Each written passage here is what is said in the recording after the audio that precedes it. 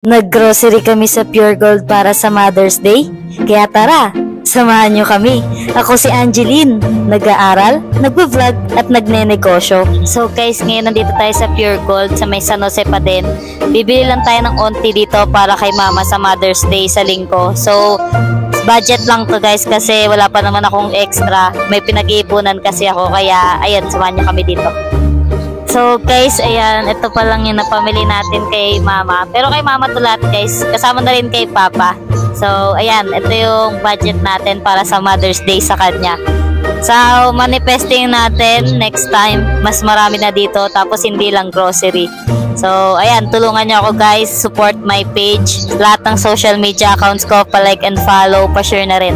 Guys, advance happy Mother's Day nga pala sa lahat ng nanay dyan. So salute sa inyong lahat. At babawi tayo sa ating mga magulang. By the way ulit, own money ko nga pala to. So galing sa pinaghirapan ko sa mga TikTok ko, ganun guys.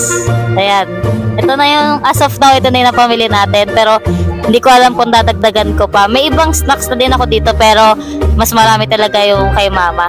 Sinama ko na rin yung kay papa guys. So ayan. Anyways guys, may share muna ako sa inyong sinabi ni Father Rowan na sa mga magulang dyan na nagsisikap para sa kanilang mga anak, alagaan mo din ang sarili mo. Magpahinga ka din. Magandang maaga mong masecure ang buhay nila pero mas magandang mas matagal ka nilang makasama. Nakakatouch siya totoo itong sinabi ni Father Raura ngayong Mother's Day. So ayun guys, lagi natin iparamdam ang pagmamahal natin sa kanila hanggat hindi pa uli ang lahat. Happy Mother's Day ma at Happy Mother's Day sa lahat ng nanay dyan. So ayun guys, merong 3 free raffle ticket na pinamigay sa atin dahil mataas yung bill natin, malaki. So hindi ko na rin pala papawalaan sa inyo kung magkano yung bill kasi walang katumbas na halaga o presyo yung pagmamahal ko sa nanay ko.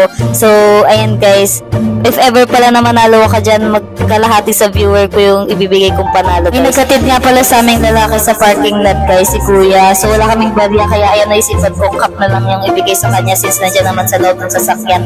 So, ayan, sobrang saya niya. Sana marami pa tayong mabigyan o matulungan na ganyan kagaya ni kuya na mabait.